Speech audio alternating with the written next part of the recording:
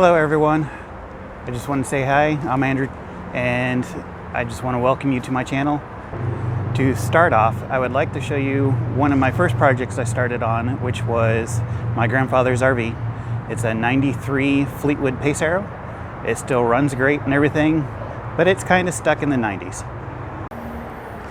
So here is the RV. You can see she's pretty dirty sitting underneath this nice tree line here. So she gets filthy. If we come in here, you can see that nice Pepto pink Bismol carpet and the hardwood floor that I started installing. I got the windows covered right now because it does help cut down the heat in here.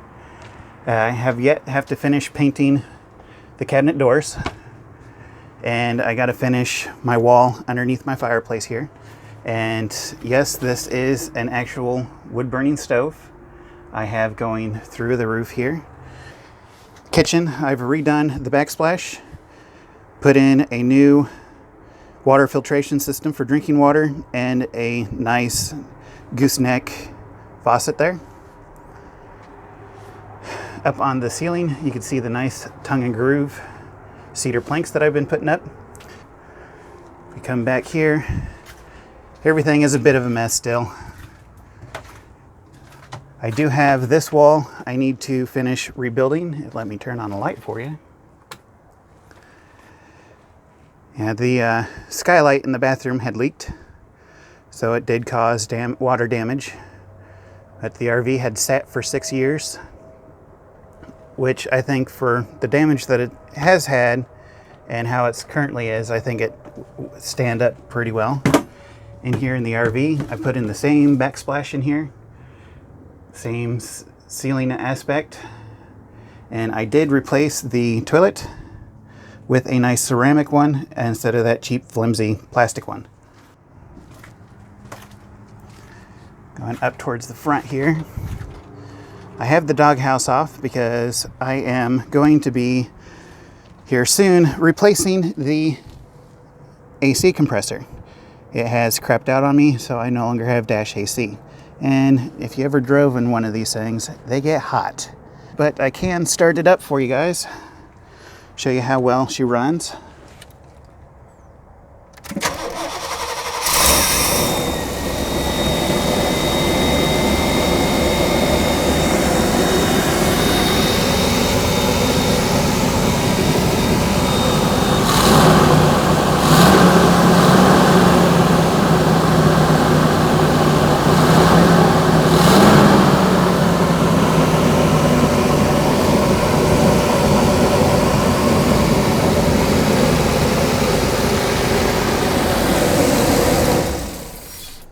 A little bit of history on the property for you guys. So back in 1830s, 1850s, sometime in there, a log cabin was built.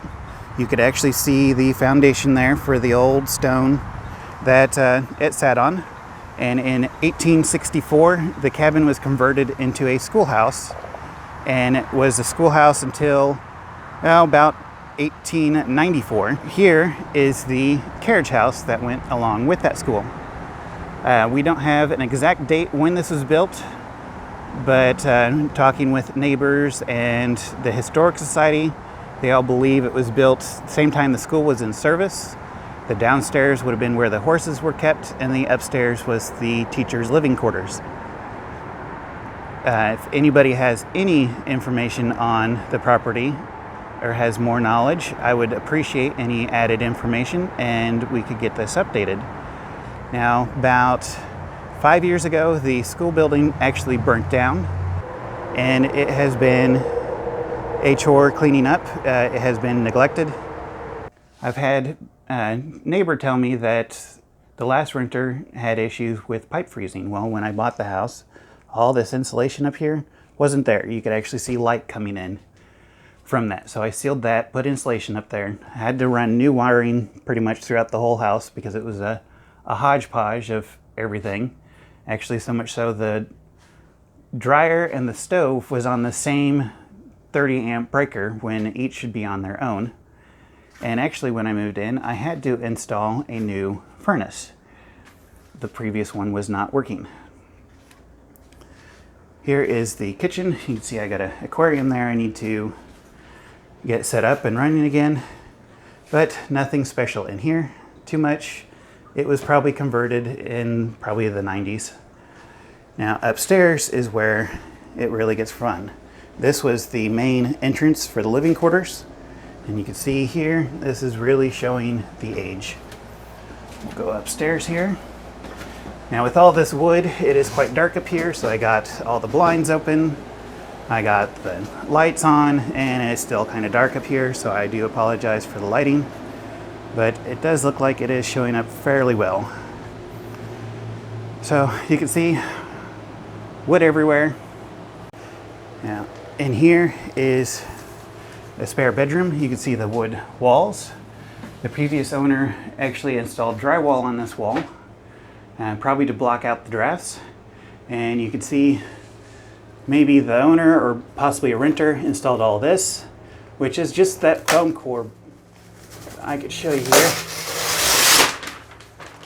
It's just all that foam core, which is fire hazard. They had it on the wall in the other bedroom, as well as on the ceiling and the wall around the old furnace, which that was the first thing I removed because I did not need a fire.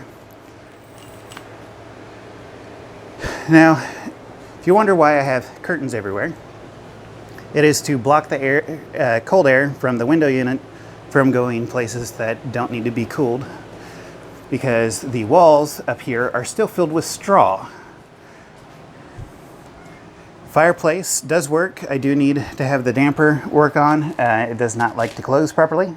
And the boards, I only keep up to keep the glass doors up against the fireplace to keep Chloe, my cat, out of the fireplace.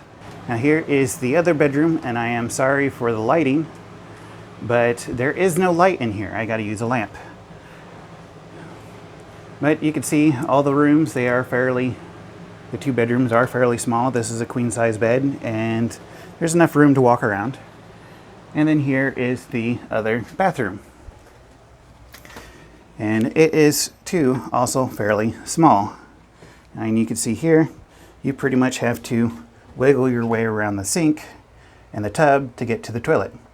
Now my idea is to remove that closet out of that other room, shift the tub down some, and where this closet is at, move the sink there, so then I have a more open space in the bathroom. Now, so everyone knows, this is Chloe. Say hi, Chloe. She is an ornery butt. She likes to get in trouble. She is a tortoiseshell, so she has two colors.